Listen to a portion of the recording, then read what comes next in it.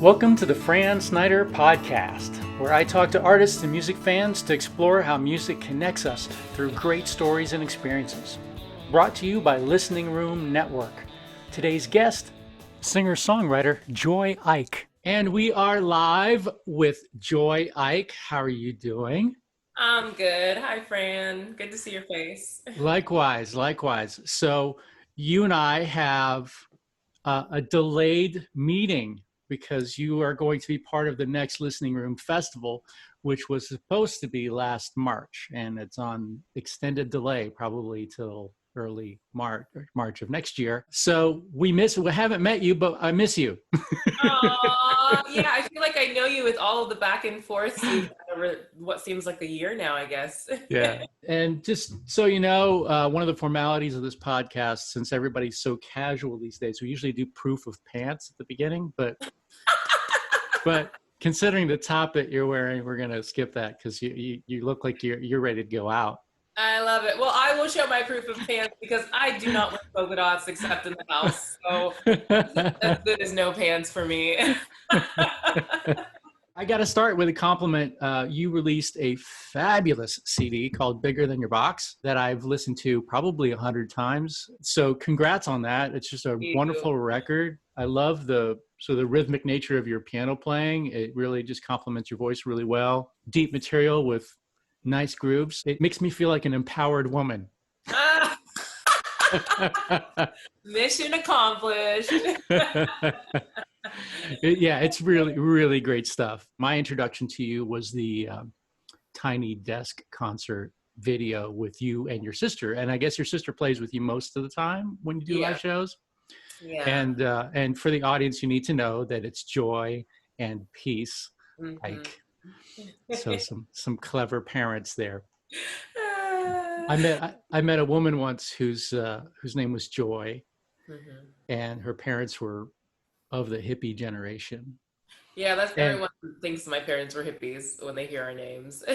And when she told me her middle name, I made her show me her driver's license, and her middle name was To the World. Oh my gosh, that's amazing.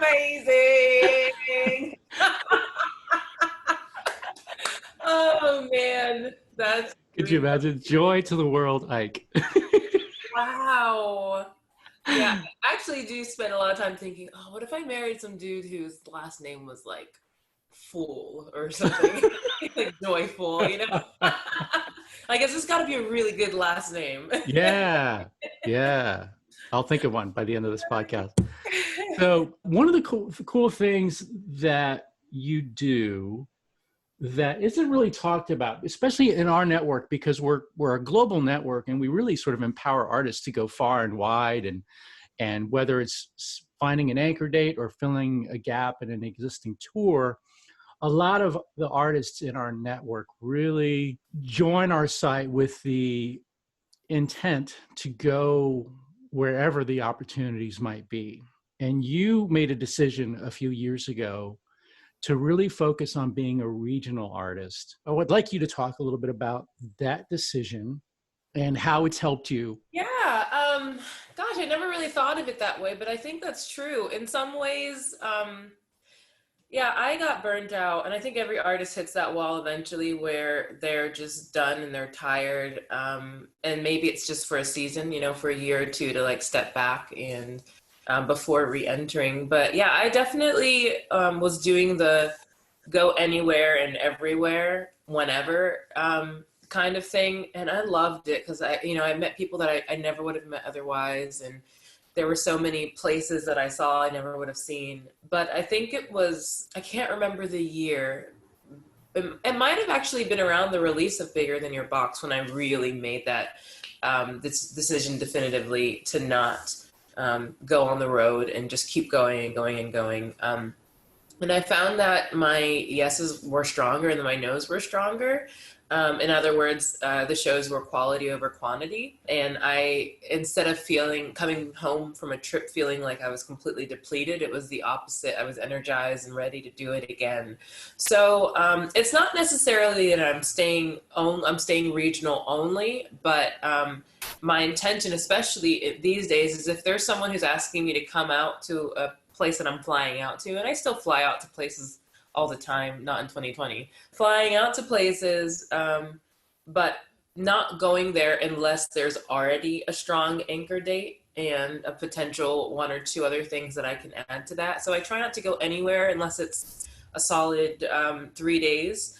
And I'm not looking to make it, a 10, 15, 20 day tour. I like to keep them small. I like to keep them Thursday through Sunday now, or Wednesday through Sunday, something like that. Yeah, for the most part, because I live in Philadelphia, which is, I've been here for about 6 years now, there's so much happening here in the area because, Delaware, Maryland, New York, New Jersey, they're all a hop, skip, and a jump away. So it's allowed me to travel really well without having to be gone for long periods of time. Yeah, I think it's a strategy that I think more artists should embrace. The allure of the road is not always the best strategic play for an artist, especially if you're still developing an audience, if you haven't had a breakthrough song or event or that kind of thing. So yeah, I think that's a really wise move, especially with my background I probably toured 1 million miles without making a whole lot of money. And, I kind of wish looking back that I'd have been a little bit more strategic about where I went and how I did it. So kudos to you on that. You mentioned, although, from the videos that I've seen of you, you don't really look like an introvert, but you sort of describe yourself at one, and you said that, I guess that's kind of made this pandemic an easier adjustment for you than maybe some of your friends. Yeah. I don't know, maybe I'm an ambivert. I mean, right now I'm like super restless and I just want to get out of Dodge and go somewhere. Like this week especially, I've been craving going to some other country, just anywhere at this point. But I'm a homebody through and through. And so when I realized that I didn't have to go anywhere, I was so happy. Like, great, now I don't have to feel guilty about it. And so this has been, in that respect, it's been a good spring and summer. The summer, what I miss most, it's not even playing music and art festivals, but it's just going to them. Like, I just love that atmosphere. I love that energy. I love seeing people around and the colors, Mm-hmm. I'm the one who's at the fabric and the jewelry booths, just like seeing what I'm making. I just love ingenuity and being able to see it in those spaces. So nice. And so this time you've explored doing some coaching. You want to talk a little bit about what you're doing there? Yeah, I started coaching back in March. I call it, I don't know what to call it. Like if it's a platform or just like I say it's a component of what I do, but it's called Cultivators. And I really love talking to artists about not just their passions, but how to grow it, what it is they're doing, and how to find their audience and how to connect people to the message of their music. And so Cultivators is kind of split in 3 parts: create, cultivate, and connect. And I think for the most of us as artists, we know what we're doing. We know what we want to do. We've got the making part figured out, but we have a hard time finding the followers and the people who latch on to whatever it is we're doing, the message, how we're delivering it, or whatever it might be. And so in between that, the cultivating is about sharpening your sound, sharpening your message, and really figuring out who it is you're called to be as an artist, so that what you're creating ultimately finds its audience. One of the things that I've noticed over the years is that, if things aren't going as great as we want them to, it's like there's that temptation to kind of give up and, do the next thing. So you change your name, or you form a new group with 2 or 3 other people, and you constantly kind of keep shape shifting, and nothing ever kind of catches wind because you're throwing in the towel too soon.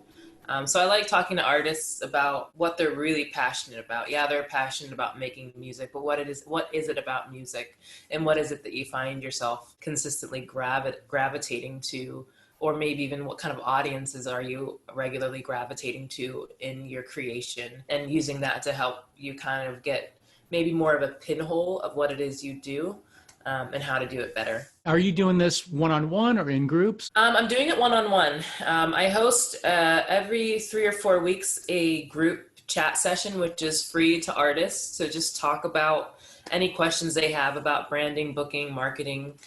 So there's literally random people from all across the country, and a few people have joined in from other countries, and we just talk. But the one-on-one coaching, the coaching sessions happen one-on-one. Nice. In our pre-interview stuff, you kind of gave a shout out to your friend Matt Santry. There's so many artists now that are live streaming, and you describe kind of an original approach that he has to it. I guess you've been part of it. You want to describe what he was doing?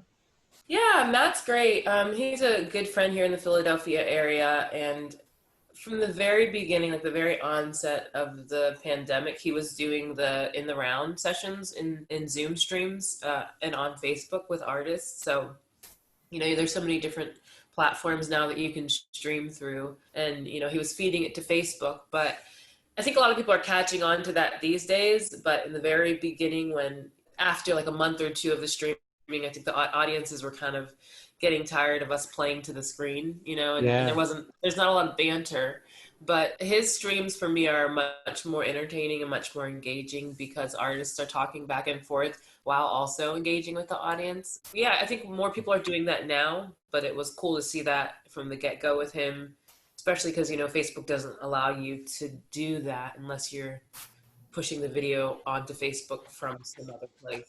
Right. Is he using Zoom or Twitch or? I think he's using StreamYard. I thought it was Zoom, but I think it's StreamYard. Okay. Very cool. Yeah. It's nice to see some of the innovations that are going on and people finding ways to make live streaming a little bit more interesting. I noticed you've got your corner there set up for cameras. I did about I'm always staging my house. I have like my piano corner, my interview corner. Yeah. Well, I did about 8 podcasts before I finally cleaned up the area behind me. So I even wore a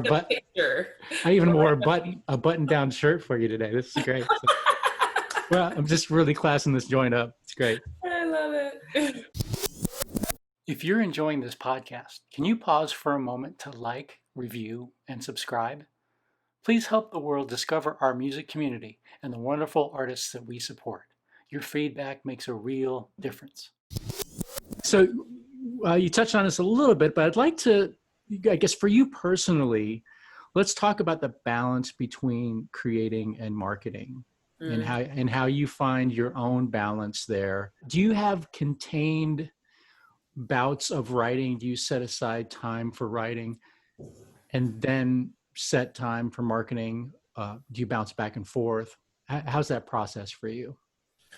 Oh, this is a hard one to talk about when I'm like on a music podcast because I enjoy marketing most times more than making music.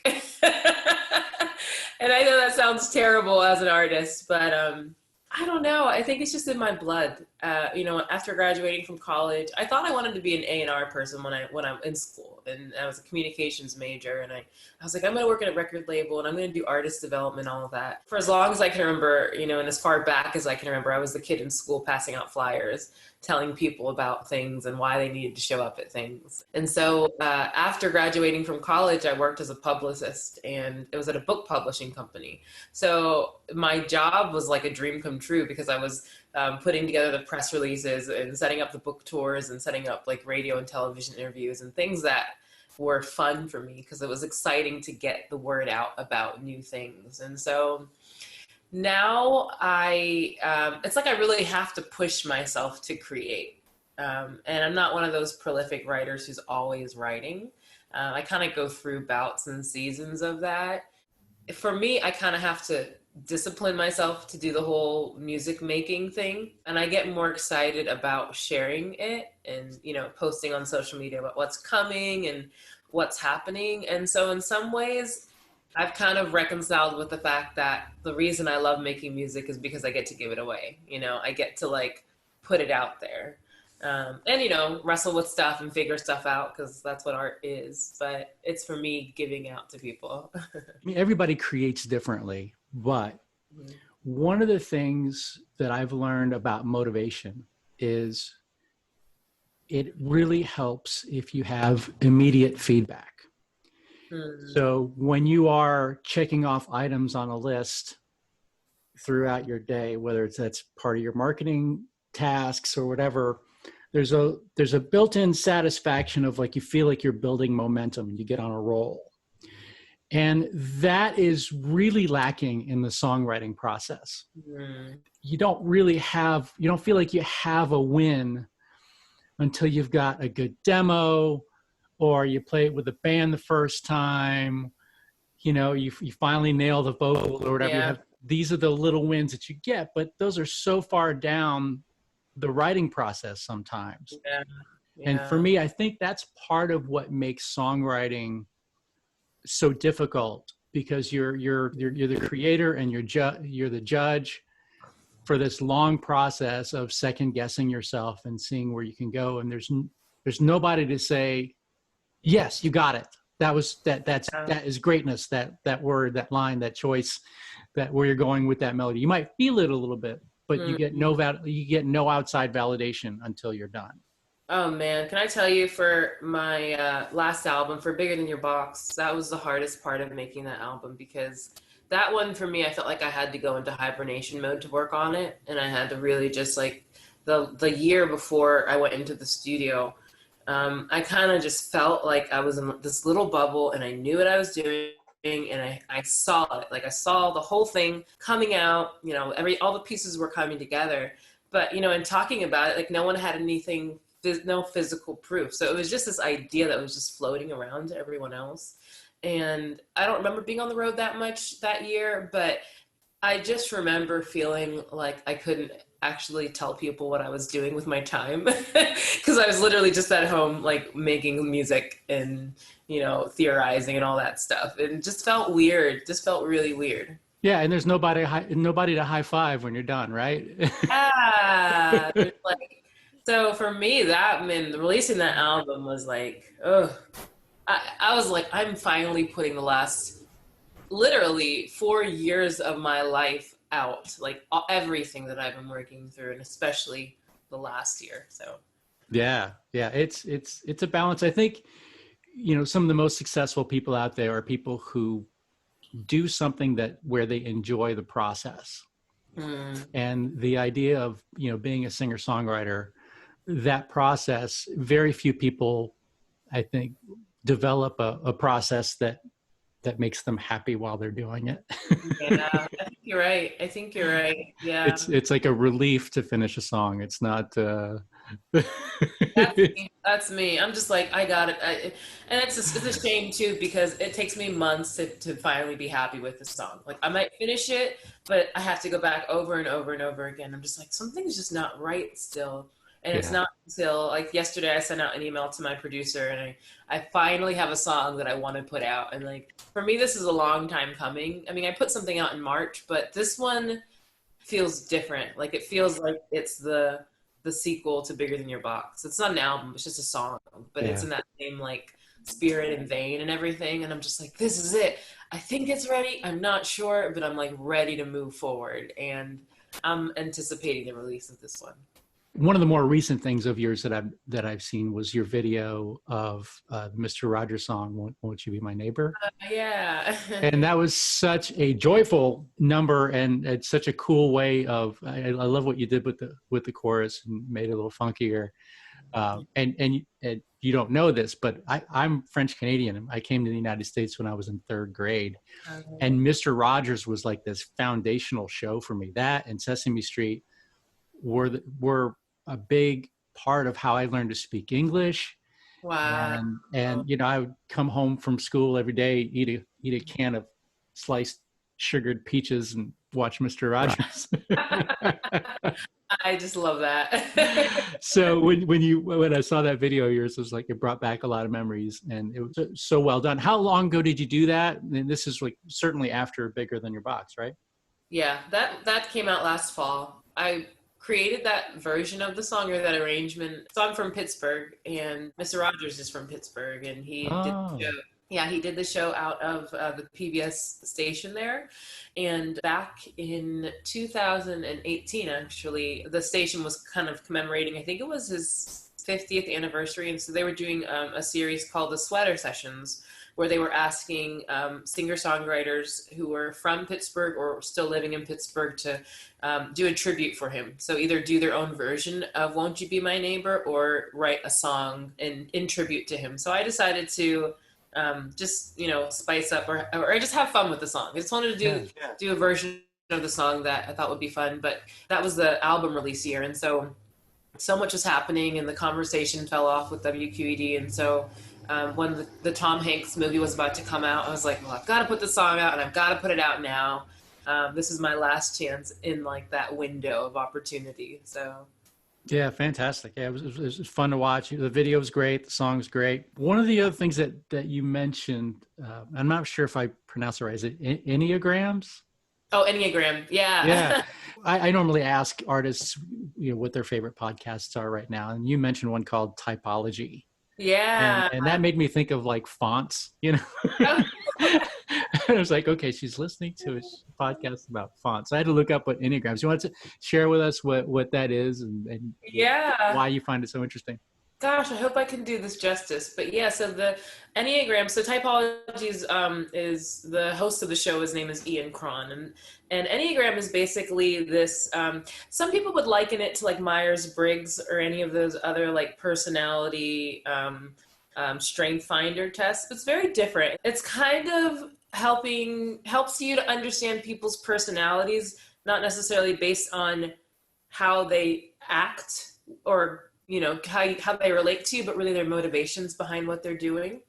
And so it kind of splits people up according to like 9 personalities. Some personalities have strengths of being a little bit more like outward. Others are more inward. Some, the strength might be more vulnerable. The other one might be like more power seeking. But each number from 1 to 9 kind of helps you. And I guess my caveat or my disclaimer is that nobody can really be a number, but everyone's kind of has like these personality or tendency types, which is why tests like Myers-Briggs exist, because they do kind of help you kind of categorize people for the sake of better understanding yourself and others or whatever.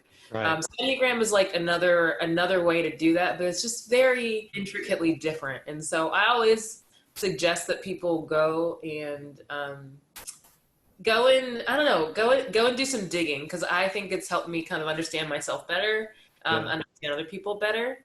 I am a type 3 with a wing 2. Like you have a number and then whatever number on either side, you have a more tendency to one than the other. Got it. So the 3 is more of like a shapeshifter. They can find themselves with different audiences, and artists tend to be 3s a lot. And the 2 is a helper. So I have this tendency to always want to be like doing things for people and maybe people pleasing, which also kind of contributes to the stage type. So yeah, so I'd be curious to figure out what number you are. Is it a pretty lengthy test? No, there's so many different types of tests out there, but I tell people not to do the test, but just read descriptions of each number. Okay. Yeah. I'm challenged by it, and obviously there's a little more scientific basis with this than there is with astrology, but so much of what you read in astrology is put so that anybody can easily identify with. If any, yeah. Well, obviously not everything works, but it's amazing how you could read, 17 different horoscopes. And if I told you that this was you, like, oh yeah, that thing yesterday.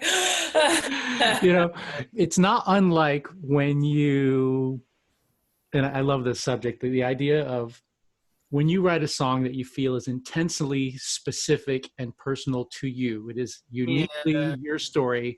There's no way that all the details in your song would Yeah, apply to somebody else. But a fan comes up to you and says, "You are singing my story, girl." I do. I feel like I heard you were you talking to Riz Palmer about that? Because I Yeah, watched that one. yeah, exactly. So this is a not quite a repeat, but yeah, I think it's the second time. I couldn't resist bringing it back up Oh again. But yeah, for sure. But it's so true. Like I feel that all the time. Just like this song has nothing to do with anything that person like this possibly can't possibly have anything to do with that yeah, human. But for some reason he connects with it or she connects with it. yeah, Um, and I think it speaks to like this deep desire to connect, and it's a big part of why we do music. yeah. Like the song is a tool to feel more connected with somebody. So why spoil the romance? Like Yeah. you have to just sort of embrace the fact that people will see their story in your songs, and Yeah. you can even cherish that. But I think there's a little bit of that going on in astrology. We're just we're always looking for narratives. We're always looking for some larger meaning, Yeah. and Wait, we can't stand the idea of randomness, that yeah. not everything is on purpose. Yeah, yeah. I think I would agree with some of that. Like, and I don't really follow astrology, so I don't know. And I'm biased towards Enneagram, obviously, but I think it's like for me, it helps me understand why people are doing the things they do. And a lot of stuff always goes back to your childhood and everything. Yeah. So I would say it's very different than astrology because it's more like, yeah, typology is really the best name. It kind of like instead of being stereotyping, it's more like type casting. Mm-hmm. I don't know. Yeah, Yeah. I think it can be super helpful to just the idea that you would look at your behavior and how you act and how you connect with people in the world. I think that there's something valuable there, regardless of what model you're using to sort of explore. But I also think we have to be super careful about narratives, and again, make it, you're bigger than your box, right? Yes. So And good. Yeah. we're so eager to have a box to belong to, Yeah. and we have, Yeah. it's a fascinating thing. As much as I don't believe in horoscopes, I think it's absolutely fascinating, the art of Yeah. it. Yeah.